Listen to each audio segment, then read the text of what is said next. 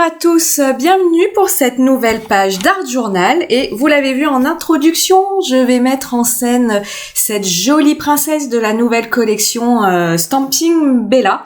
Alors je sais, certains vont me dire, et vous avez raison, les hot balls ont pris en prix, c'est le cas de le dire, ont augmenté, ouais, c'est, je pense, comme on discute souvent entre les soucis commerciaux avec les États-Unis, le caoutchouc, etc.,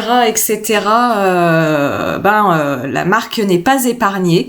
Mais bon, comme on dit, on fait des choix et pour moi, vous avez pu le voir dans mon unboxing, ce sera le mois de mai, le mois hot ball. Vous allez en voir passer ici et ailleurs, car je m'y remets. Je travaille dans un carnet aquarelle, papier, coton. C'est un carnet à Neumul, format A5. Et j'avais envie de mettre cette princesse dans un décor fleuri. Et j'utilise pour ça le tampon Magnolia de Sokei que j'aime beaucoup. Alors j'ai pas pris toutes les fleurs, même si je trouve ces tampons très jolis, mais comme on le disait en début de la vidéo, il faut faire des choix. Donc voilà, les choix ont été faits pour cette branche de Magnolia. C'était pas très compliqué, c'est une de mes fleurs préférées. Voilà, pour la petite histoire. Vous le voyez, le tamponnage a pas toujours été fait de façon précise. C'est normal, dans un carnet, c'est difficile d'être stable. Donc je viens avec le modèle compléter le tamponnage avec un crayon. Je l'ai sous les yeux, donc je vous dis, c'est un Unipin pointe fine et j'utilise la pointe 02 pour compléter ici le tamponnage. C'est une pointe qui a pile poil la taille du trait des tampons, donc j'utilise souvent celui-ci pour compléter les tamponnages ou alors pour venir accentuer le tamponnage qui n'était pas très net. Je vais réaliser un fond aux poudres Magicals, mais afin d'être précise, de pouvoir bien faire le tour de mes fleurs, je m'y prends de la façon suivante. Je viens avec un pinceau à la vie, je viens déposer de l'eau sur une zone de ma page et puis je viens prendre avec la pointe de mon pinceau de la poudre, vous voyez sur ma petite palette à côté. J'ai déposé de la poudre, donc je viens avec la pointe de mon pinceau prendre cette poudre et je viens, vous le voyez pas encore, tout n'est pas à l'écran, mais je viens tamponner avec la pointe de mon pinceau, tamponner dans l'eau. Ça me permet comme ça de ne pas mélanger ensemble tous les pigments de couleur et de garder l'effet multicolore finalement de la poudre Magicals, pas d'avoir une couleur uniforme.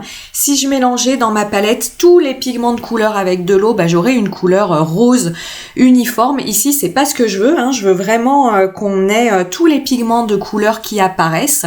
Donc c'est pour cela que j'utilise cette technique et puis vous voyez, avec cette technique, on est beaucoup plus précis que le fait de venir comme ça mettre de la poudre sur son fond de page et de venir pchiter. Je me connais, j'en aurais mis de partout, il y en aurait eu sur mes fleurs et comme je veux que mes fleurs soient colorisées, elles seront certes en rose, mais voilà, je veux qu'elles aient une colorisation nette, je veux pas qu'elles soient polluées avec la couleur de ma poudre, donc je m'y prends comme ceci. Au niveau du choix de ma poudre, c'est le dernier set qui est sorti il y a un petit moment maintenant, Northern Light, c'est des poudres Magicals et c'est la couleur blush, c'est le rose.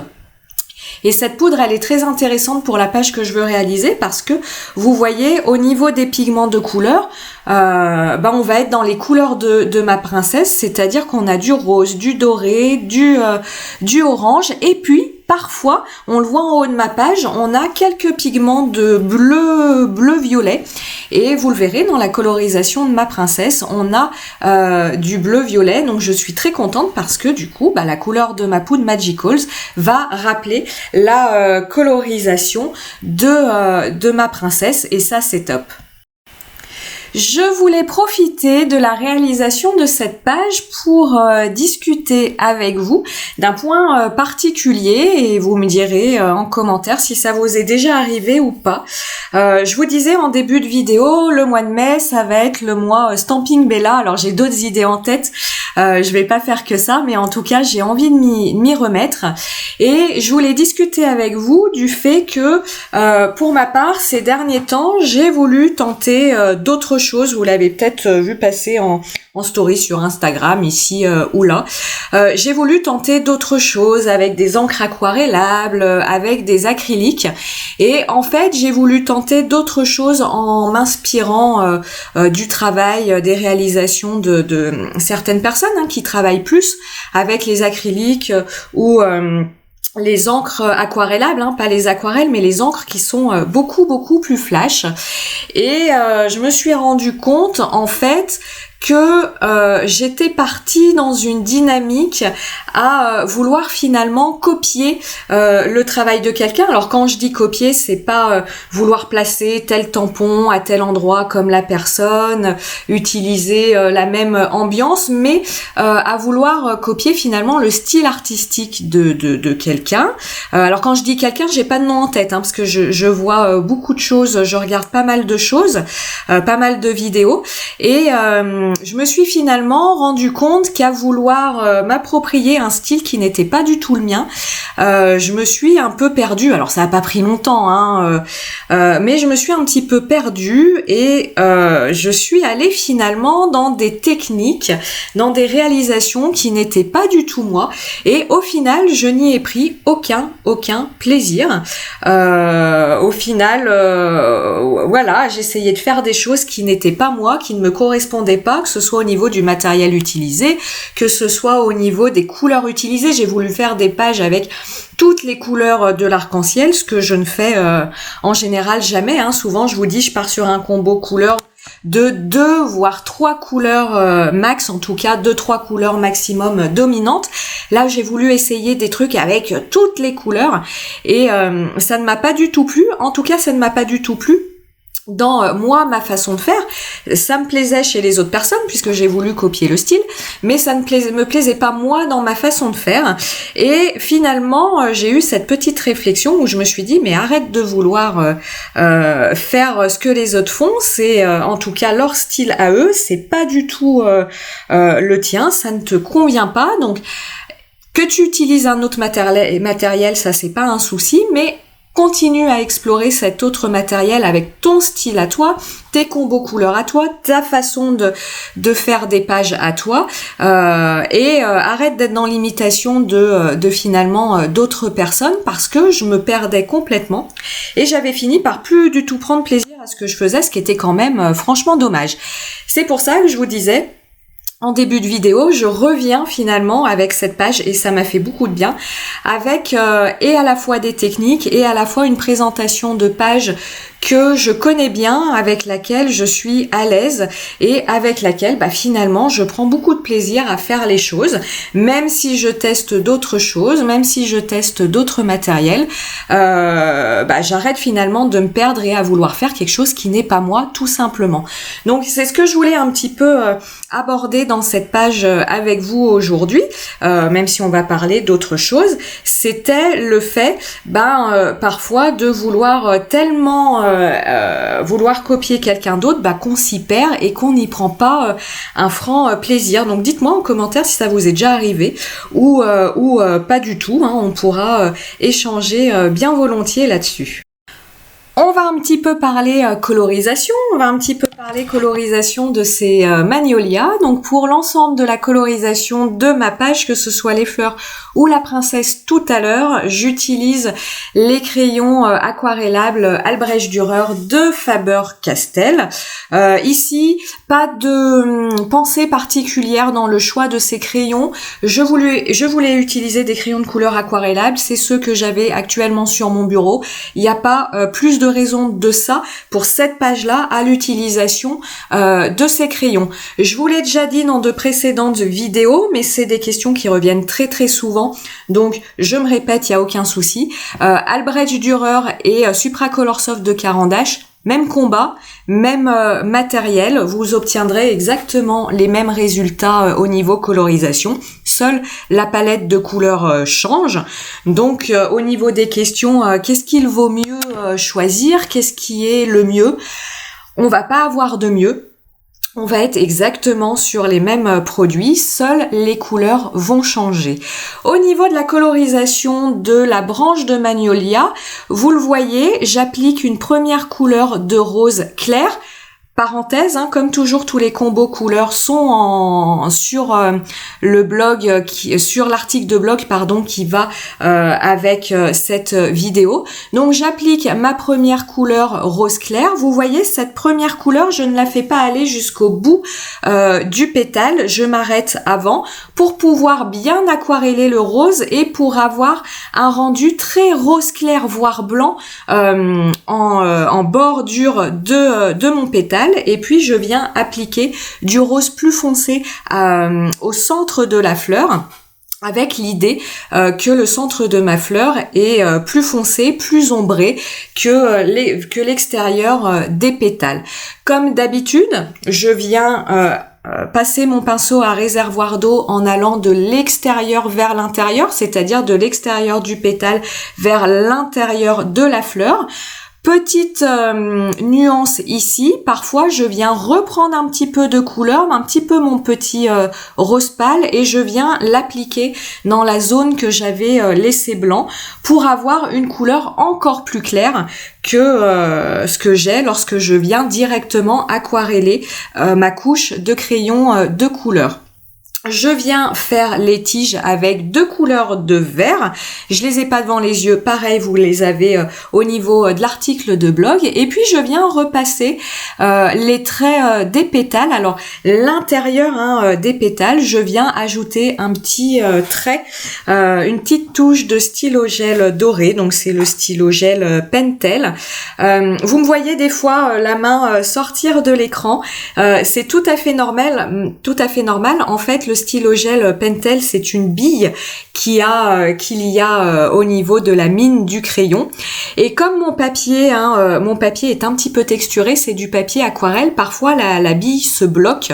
Donc en fait, hors écran, je secoue mon crayon pour remettre finalement la bille en place. Et ça fonctionne très très bien, ça abîme pas du tout le stylo. Mais c'est normal, avec le papier texturé, avec le papier aquarelle, si c'est pas du papier satiné, votre crayon il va pas bien glisser dessus et des fois il faut le réamorcer. C'est ce que je fais quand vous voyez ma main, c'est ce que je fais maintenant, quitter l'écran. L'effet doré, voilà, se voit un petit peu, c'est subtil, mais c'est ce que je voulais. Vous pouvez soit ajouter du doré, soit Pentel fait également un stylo gel rose à paillettes. Donc j'aurais pu aussi utiliser le rose. Je voulais quelque chose qui tranche un petit peu plus que le rose, c'est pour ça que j'ai choisi le doré. Mais le rose aurait été tout aussi sympathique dans cette colorisation. On va s'attaquer à la princesse. Vous n'allez pas tout voir en vidéo de la colorisation de la princesse parce que ça m'a pris quand même pas mal de temps. Donc, vous me voyez faire la peau, le combo couleur est toujours le même au niveau de la peau. Ça, je crois que je l'ai... Ah bah non, je vous dis des bêtises, je l'ai pas à côté de moi. Donc comme toujours, j'applique ma couleur la plus claire en première couche et puis je viens appliquer ensuite la couleur la plus foncée là où je veux un ombrage. Et puis vous le voyez, avec un petit crayon de couleur rose, je viens prélever directement du pigment sur la pointe de mon crayon pour pouvoir en déposer sur les paupières de ma princesse pour pouvoir lui faire un petit maquillage. Pour faire ça, quand même quelque chose à tenir en compte. J'ai attendu, ça ne se voit pas dans la vidéo puisque j'accélère des morceaux. Parfois je coupe, je laisse sécher et je relance la vidéo lorsque ça a séché. C'est ce que j'ai fait ici pour le maquillage de ma petite demoiselle, c'est-à-dire que j'ai colorisé sa peau, j'ai attendu que ça sèche pour venir rajouter ma petite touche de rose sur ses paupières, parce que si je n'avais pas attendu que ça sèche, mon rose se serait mélangé à la couleur peau. Ça peut être très joli, mais c'est pas ce que je voulais ici. Ici, je voulais vraiment que le rose ressorte, comme un maquillage qu'on rajoute. Donc pour ça, faut bien attendre que ça sèche avant de venir par-dessus votre colorisation, revenir ajouter une couleur de plus. Au niveau de sa robe, vous voyez, je suis en train de réaliser un dégradé qui va du violet au rose. Alors, ce dégradé, vous pouvez ici le réaliser d'un seul mouvement, d'un seul jet, en partant, comme je le fais ici, du rose pour aller vers le violet le plus foncé, parce que le rose et le violet sont des couleurs qui se suivent au niveau du cercle chromatique. Ce sont des couleurs qui se situent à côté. Donc, lorsque votre rose va se mélanger au violet, il ne va pas y avoir de risque de création d'une nouvelle couleur, les fameuses couleurs boueuses, puisque ces deux couleurs sont adjacentes au niveau du cercle chromatique. Par contre, si j'avais, par exemple, voulu réaliser un dégradé qui va du violet au jaune, le violet et le jaune sont deux couleurs qui sont opposées au niveau du cercle chromatique, donc je n'aurais pas pu m'y prendre de la même façon, puisque au moment où le jaune serait rentré en contact avec le violet, on aurait eu création de cette fameuse couleur boueuse, cette espèce de marron verdâtre pas très joli, qui aurait été le fruit du mélange du violet avec le jaune. Donc lorsque vous voulez réaliser un dégradé avec deux couleurs, soit deux couleurs qui ne sont pas les mêmes, c'est-à-dire un violet clair et un violet foncé, ou alors deux couleurs qui ne se suivent pas au niveau du cercle chromatique, à la différence là du rose et du violet, il vous faudra procéder par étapes. C'est-à-dire, si on part du principe que je veux réaliser un dégradé qui part du violet au jaune, il va falloir déjà réaliser un dégradé d'une première couleur sur une zone de votre papier. Donc je réalise déjà un dégradé de violet, j'attends que ça sèche, puis je viens sur l'autre partie de mon papier réaliser le dégradé de ma deuxième couleur, donc par exemple le jaune, et au moment où le jaune va rentrer en contact avec le violet, je n'insiste surtout pas. Si j'insiste, je risque de réactiver le violet issu de ma première couche, et là aussi je risque d'obtenir cette fameuse couleur boueuse. Donc un dégradé avec deux couleurs qui ne se suivent pas au niveau du cercle chromatique, vous n'aurez pas le choix. Si vous voulez vraiment éviter ces surprises de créer des couleurs non voulues, non attendues et qui en général sont quand même pas très très chic, il va falloir attendre que ça sèche entre les deux étapes, entre la réalisation des dégradés de vos deux couleurs. Ici, je reviens sur la partie violette rose de la robe de ma princesse. Autant je vous le disais, pour le maquillage, je voulais que le rose se superpose à ma couleur peau sur les paupières de ma princesse. Donc j'ai attendu que ma couleur peau sèche pour venir ajouter du rose.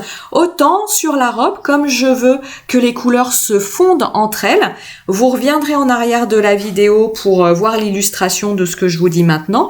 Là, je suis venue intensifier, rajouter du rose, mais pour que mon rose se fonde au violet, pour qu'on ait un joli dégradé sans trop de traces. Je dis sans trop de traces parce qu'avec du crayon de couleur aquarellable, vous aurez des traces. Donc sans trop de traces, je n'ai pas attendu que mon dégradé sèche. Je suis venue prélever du rose directement sur la pointe de mon crayon de couleur et je suis venue intensifier mes zones de rose. Alors que ma sous-couche, finalement, ma première couche, était encore humide. Je suis venue réaliser un pan de sa robe avec un mélange de couleurs ocre. Chez Faber-Castell, on a plusieurs couleurs d'ocre, des ocres clairs, des ocres plus foncés. Et vous le voyez, pour sa chevelure, je viens utiliser les mêmes teintes avec une teinte supplémentaire que j'utilise actuellement, qui est l'ocre le plus foncé. Pour sa chevelure, je me suis inspirée de ce que nous propose la colorisation du packaging du tampon, mais ils ont une colorisation très intéressante, c'est-à-dire que pour chaque mèche de cheveux, ils vont utiliser les mêmes couleurs, mais ils ne vont pas appliquer l'ombrage de la même façon sur toutes les mèches. Je m'explique. Pour certaines mèches, ils vont réaliser un dégradé avec de l'ocre clair. Pour d'autres mèches, ils vont réaliser un dégradé avec de l'ocre plus foncé. Et le fait pour chaque mèche de ne pas réaliser le même dégradé donne finalement un effet beaucoup plus naturel que si pour chaque mèche, vous voyez au niveau de sa queue de cheval, on a plein de mèches. Si pour chaque mèche, j'avais réalisé à chaque fois le même dégradé, on aurait eu une colorisation moins intéressante, moins dynamique, colorisation qu'on pourrait qualifier de plus ennuyeuse finalement. Ce qui n'est pas le cas ici, lorsque vous veillez à, même si on utilise les mêmes couleurs, à utiliser des tonalités différentes de ces couleurs. Vous le voyez là pour le chapeau, je viens illustrer ce que je vous disais tout à l'heure pour la robe violette, c'est-à-dire je viens prélever du rose sur la pointe de mon crayon, que je viens réapposer sur la zone que je veux voir être rose de ma princesse, et je n'attends pas que ça sèche pour que mon rose vienne bien se fondre avec mon violet de la colorisation de ce chapeau. Je suis finalement en train de me rendre compte que je vous ai fait la totalité de la colorisation de cette princesse.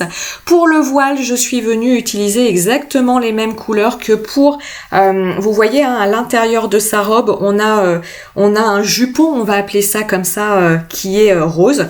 Je suis venue utiliser exactement les mêmes couleurs pour avoir un rappel de couleurs. C'est ce que je vous disais au niveau de la réalisation de ma page. Je suis revenue à une page où vous voyez, je vais avoir comme couleur dominante le violet rose et l'ocre. Je vais pas partir sur toutes les couleurs de l'arc-en-ciel. À part, c'est très subtil, pour les tiges de magnolia, il n'y a pas de vert, il n'y a pas de bleu. Et moi, au niveau de mon style, c'est quelque chose qui me correspond beaucoup mieux. Donc je vous le redis, je vais arrêter de vouloir finalement copier le style d'autres personnes. Je vais rester dans ce que j'aime faire et dans ce que je sais faire. Et c'est en tout cas pour moi beaucoup plus gratifiant, et j'y prends beaucoup plus de plaisir.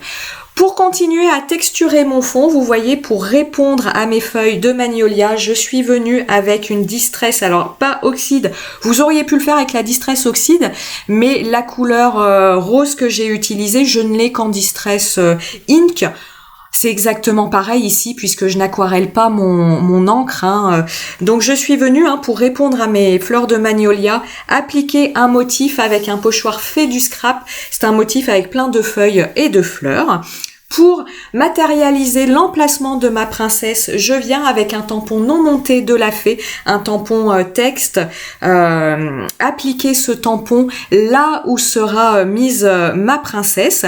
L'idée, ce petit tampon non monté, quand on le regarde avec précision, il raconte une petite histoire, et je vais faire une page un petit peu conte de fées avec cette princesse. Donc le fait qu'il y ait un petit texte colle parfaitement avec l'idée de cette page conte de fées, conte pour enfants. Pour continuer à texturer ma page, je suis venue appliquer des touches de marqueur noir acrylique. Je n'ai pas appliqué du blanc parce que au niveau de la teinte de ma poudre Magical choisie, déjà le blanc se serait teinté de ma poudre Magicals, puisque la poudre Magicals a cette particularité qu'elle teinte le marqueur acrylique. Donc déjà le blanc ne se serait pas vu, et quand bien même la poudre Magicals n'aurait pas teinté mon marqueur acrylique, le blanc ne serait pas tellement ressorti au vu de la couleur de mon fond. C'est pour ça que j'ai préféré utiliser du noir. Ce qui aurait pu être intéressant aussi, c'est d'utiliser un marqueur rose, un marqueur fuchsia. Ça aurait été sympa aussi. Pour continuer d'agrémenter ma page, et puis parce que je viens de les recevoir, j'utilise ma pâte de texture à paillettes Finaber. Je crois que c'est la teinte Fée, mais je ne veux pas vous dire de bêtises parce que dans ma tête je me suis dit tiens, ça correspond pile poil, mais en tout cas vous voyez les paillettes, elles sont roses, elles sont un petit peu vertes aussi, mais très légèrement pour rappeler les tiges de mon magnolia. J'en mets un petit peu de partout, mais je veille quand même à avoir toujours pareil, c'est-à-dire plus de densité de paillettes autour de ma princesse, et puis à plus on s'écarte de ma princesse, à moins il y a de densité de paillettes. Pas de page d'art journal sans glossy accent, vous me connaissez bien maintenant. Donc je mets du glossy sur le petit chapeau de ma princesse et puis sur les jupons supérieurs de sa robe. En fait, je mets sur toutes les parties colorisées en violet. On attend bien que ça sèche.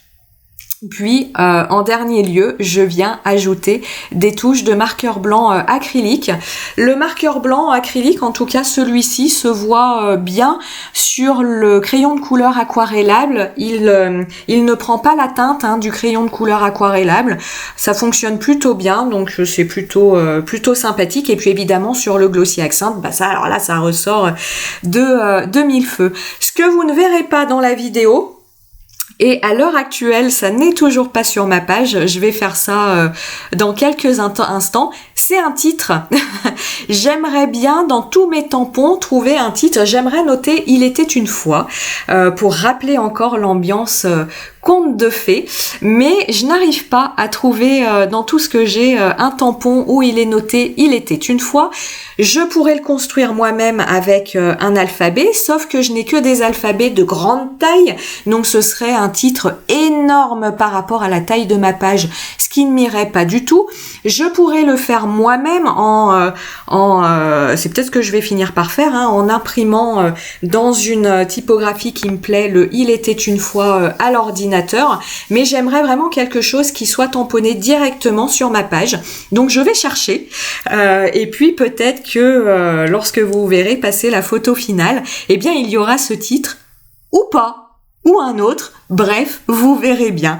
Allez, je vous souhaite un bon week-end et je vous dis à très bientôt pour d'autres vidéos. Ciao, ciao!